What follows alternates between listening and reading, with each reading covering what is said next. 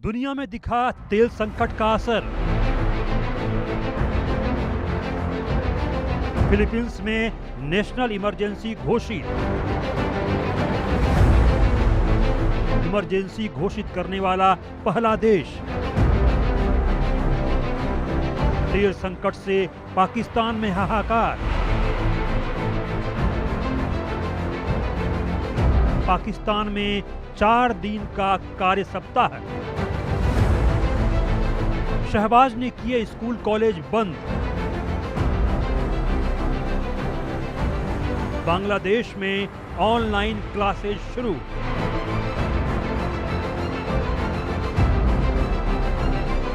पांच घंटे रोज बिजली कटौती शुरू।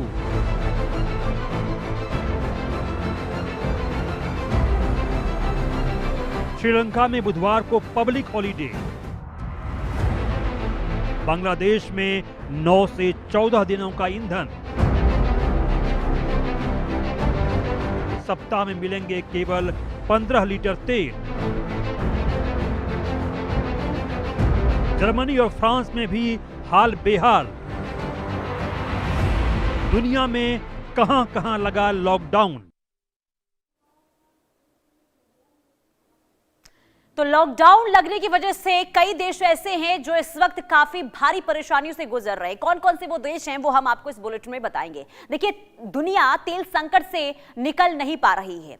ईरान, अमेरिका, इजराइल के बीच युद्ध में नरमी के संकेत मिलने के बाद अब रूस पर यूक्रेन के हमलों ने चिंता बढ़ा दी है।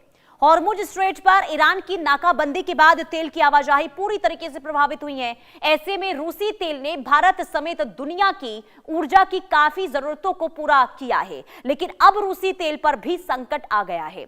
अब देखिए, यूक्रेन के ताजा हमलों के कारण रूस को भारी नुकसान हुआ है और यूक्रेन के ड्रोन हमलों से रूस की तेल पाइपलाइन को काफी नुकसान हुआ है। वहीं कई टैंकरों को भी जब्त किया गया है और इससे रूस की तेल निर्यात क्षमता का कम से कम 40% हिस्सा ठप हो गया है। तेल संकट के कारण दुनिया के कई देशों में लॉकडाउन जैसे हालात हैं। खास करके बात फिलीपींस की करें तो फिलीपींस में इमरजेंसी घोषित हो चुकी है। अब सवाल यह है कि आखिर किन देश में स्थिति और बिगड़ने की आशंका है, कौन कौन से वो देश हैं जहां हालात और ज्यादा बद से बदतर होंगे। अपने खास रिपोर्ट के जरिए आपको दिखाते हैं और इसके बाद आगे आपको पूरी जानकारी देंगे कि आगे और क्या परिस्थितियां बनती हुई नजर आ रही है। दुनिया में ईरान इजराइल युद्ध के कारण हॉर्मुज स्ट्रेट में नाकाबंदी और रूस यूक्रेन संघर्ष के बीच रूसी तेल पाइपलाइनों पर हमले से दुनिया भर में तेल और गैस की भयंकर किल्लत और हाहाकार मचा है। रूस का 40% से अधिक तेल निर्यात ठप होने और कतर के गैस संयंत्रों पर हमलों के कारण वैश्विक आपूर्ति श्रृंखला बुरी तरह प्रभावित हुई है। तेल संकट से प्रभावित प्रमुख क्षेत्र और देशों की बात करें तो रूस में यूक्रेन के ड्रोन हमलों से तो नुकसान हुआ ही, इसके अलावा मध्य पूर्व में हॉर्मुज स्ट्रेट में ईरान की नाकाबंदी से तेल की आवाजाही ठप हो गई। आपातकाल लगाने वाला फिलीपींस पहला देश है। पाकिस्तान में गंभीर आर्थिक संकट के बीच तेल की कमी ने कमर तोड़ दी, जिससे ईंधनों के सीमित उपयोग के लिए मजबूर होना पड़ा। थाईलैंड जैसे देशों में पेट्रोल पंपों पर भारी भीड़ देखी जा रही है। कतर में ईरान के हमलों के कारण कतर की गैस फील्ड को नुकसान पहुंचा है। यह स्थिति भारत सहित दुनिया भर के ऊर्जा आयातकों के लिए एक बड़ी चुनौती बन चुकी है, क्योंकि रूसी तेल पर निर्भरता के बाद अब वैश्विक बाजार में असुरक्षा बढ़ गई है। बांग्लादेश, श्रीलंका, फ्रांस, जर्मनी में हाल बेहाल है। छोटे देशों को ज्यादा मुश्किलों का सामना करना पड़ रहा है, लिहाजा दुनिया के इन देशों में आपातकाल और लॉकडाउन वाले कुछ नियम लगा दिए गए हैं। Bureau report, India news. देखिए, रिपोर्ट आपने देखी। बात देखिए, मिडिल ईस्ट में जो इस वक्त संघर्ष जारी है, जो जंग इस वक्त देखने को मिल रही है, उसकी तपिश अब कई देशों को झुलसाने लगी है। ईंधन की भारी ऊर्जा कमी, इसके अलावा आपूर्ति संकट गहराने पर फिलीपींस में नेशनल एनर्जी इमरजेंसी घोषित कर दी गई है। राष्ट्रपति फर्डिनांड मार्कोस के इस ऐलान के साथ ही फिलीपींस मौजूदा संकट के दौरान ऊर्जा आपातकाल लगाने वाला दुनिया का पहला देश बन गया है। अब फिलीपींस में आपातकाल की स्थिति आखिर क्यों बनी, वो हम आपको ग्राफिक्स के जरिए बताते हैं। अब देखिए, हॉर्मुज स्ट्रेट बंद होने से ऊर्जा सप्लाई जो है पूरी तरीके से वहां पर ठप हो गई है। इसके साथ ही हॉर्मुज स्ट्रेट बंद होने की वजह से स्थिति दिनों दिन खराब हो रही है और यही वजह है कि राष्ट्रपति ने आपातकाल का ऐलान वहां पर किया है। और क्योंकि लगातार वहां पर तेल संकट बढ़ता हुआ नजर आ रहा था। देश में राष्ट्रीय ऊर्जा आपातकाल वहां पर घोषित हो गया है। ऐसे में हमने तस्वीर भी आपको दिखाई थी कि कैसे लंबी लंबी लाइनों में वहां पर जो लोग हैं वो खड़े नजर आ रहे हैं तेल को लेकर। आपातकाल जैसे नियमों की घोषणा जो है वो की जा रही है। इसके साथ ही आपको बता दें कि गैस के बजाय अब कोयले का सहारा वहां पर लिया जा रहा है। और इसके साथ ही फिलीपींस में देखिए, आपातकाल की घोषणा होने के साथ नए नए कदम वहां पर उठाए जा रहे हैं। जो पुराने तरीके थे अब उसी ढर्रे पर चलने की यहां पर कोशिश हो रही है।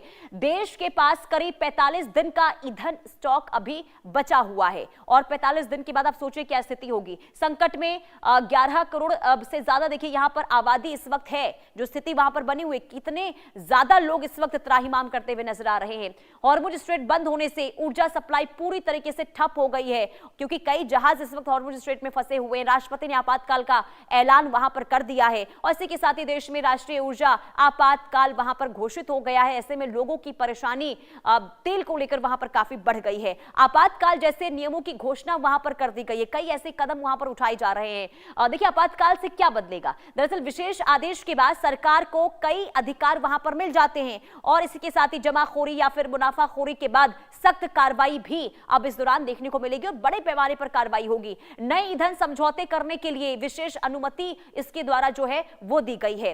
इसके साथ ही आपको बता दें कि 15% तक का एडवांस पेमेंट करने की अनुमति भी वहां पर दी गई है। वहीं पब्लिक ट्रांसपोर्ट के लिए फ्यूल सब्सिडी का फैसला भी लिया गया है। आगे आपको बताते हैं कि टोल चार्ज, इसके अलावा एविएशन फीस कम होगा या फिर इसे सस्पेंड होगा। वही संकट में फंसे लोगों को आर्थिक और अन्य सहायता दी जाएगी और कई प्रक्रियाओं को फास्ट ट्रैक किया जा सकता है। यानी कि ये कदम वहां पर आपातकाल का ऐलान किया गया, इसके बाद ये कदम जो है उठाया जाएगा। लेकिन देखिए, फिलीपींस अपनी बिजली जरूरतों के लिए मुख्य रूप से आयातित ईंधन पर निर्भर है और हॉर्मुज स्ट्रेट में नाकाबंदी की वजह से गैस सप्लाई पूरी तरीके से प्रभावित हुई है। ऐसे में फिलीपींस ने अब कोयले से चलने वाले पावर प्लांटों में उत्पादन बढ़ाने का फैसला किया है। उसके अलावा फिलीपींस इंडोनेशिया से अधिक मात्रा में कोयला खरीदने पर भी विचार कर रहा है। आपको बता दें कि 11 करोड़ 6 लाख की आबादी वाला द्वीप ये देश फिलीपींस अपनी 60% बिजली के लिए कोयले पर निर्भर है। फिलीपींस में बिजली की दरें पहले से ही काफी ज्यादा हैं और देश का प्रमुख मालापैया गैस फील्ड भी तेजी से वहां पर खाली हो रहा है, जो मुख्य द्वीप लजून की 40% बिजली आपूर्ति करता है। हालांकि हाल ही में नए गैस भंडार खोजे गए हैं, लेकिन उन्हें शुरू होने में अब भी लंबा वक्त लगेगा। इसके अलावा फिलीपींस इंडोनेशिया से अधिक मात्रा में कोयला खरीदने पर अब विचार कर रहा है। इसके अलावा सरकार एक्स्ट्रा तेल खरीदकर अपने भंडार को मजबूत करने की कोशिश भी कर रही है ताकि सप्लाई बनी रहे। वहीं फिलीपींस सरकार की घोषणा के अनुसार ये एनर्जी इमरजेंसी 1 साल के लिए लागू रहेंगी। 1 साल लंबा वक्त है। हालांकि वैश्विक हालात के अनुसार इसे बढ़ाया या फिर खत्म भी किया जा सकता है, लेकिन मौजूदा हालात को देखते हुए सरकार ने 1 साल के लिए आपातकाल का ऐलान किया है। पाकिस्तान अपनी देखिए जरूरत का करीब 70% तेल मिडिल ईस्ट से मंगवाता है। ऐसे में हॉर्मुज बंद होने के बाद पाकिस्तान में तेल संकट गहरा गया है। फिलीपींस के बाद अब पाकिस्तान की जानकारी हम आपको दे रहे हैं।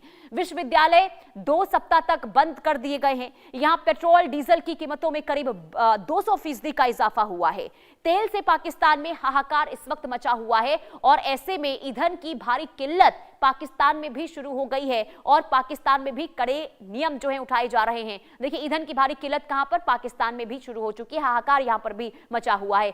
कड़े आपातकालीन जैसे नियम यहां पर भी सरकार की ओर से लागू कर दिए गए। इसके अलावा अब सिर्फ 7 दिन का कच्चा तेल बचा हुआ है, सिर्फ 7 दिन, और 7 दिन के बाद वहां पर स्थिति बहुत ज्यादा भयावह हो जाएगी। 6 दिन की एलपीजी अभी बची हुई है, यानी कि गैस भी वहां पर पूरी तरीके से खत्म हो जाएगा। 4 दिन का कार्य सप्ताह वहां पर इसका ऐलान पहले ही कर दिया गया था और वो अभी भी चल रहा है। इसके अलावा वर्क फ्रॉम होम वहां पर शुरू कर दिए गए हैं ताकि गाड़ियों की आवाजाही थोड़ी कम हो। सरकार ने स्कूल कॉलेज बंद कर दिए गए हैं। ये तमाम कदम उठाए गए हैं पाकिस्तान में, और ये संकट इसलिए क्योंकि ऊर्जा संकट की स्थिति बनी हुई है। अब देखिए, ईरान ईरान इजराइल युद्ध के कारण पैदा हुए ऊर्जा संकट से पाकिस्तान में हाहाकार मचा हुआ है, जहां कच्चा तेल लगभग खत्म होने के कगार पर है। अब देश में पेट्रोल डीजल के लिए हाहाकार मचा हुआ है। ईरान इजराइल तनाव के बीच हॉर्मुज जल डमरू मध्य यानी कि स्ट्रेट ऑफ हॉर्मुज के प्रभावित होने से पाकिस्तान की तेल आपूर्ति रुक गई है।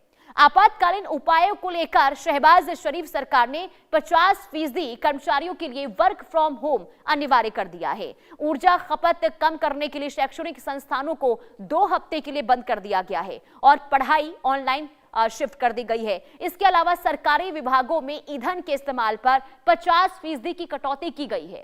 तेल की कीमतों में भारी वृद्धि से परिवहन और दैनिक उपभोग की वस्तुओं के दाम बढ़ गए हैं, जिससे आम जनता की मुसीबतें बढ़ गई हैं। ये संकट पाकिस्तान के पहले से ही कमजोर विदेशी मुद्रा भंडार और बहाल अर्थव्यवस्था पर एक और बड़ा प्रहार ये माना जा रहा है। जो देश पहले से ही देखिए संकट से गुजर रहा था, उस पर एक और मुसीबत आ खड़ी हो गई है।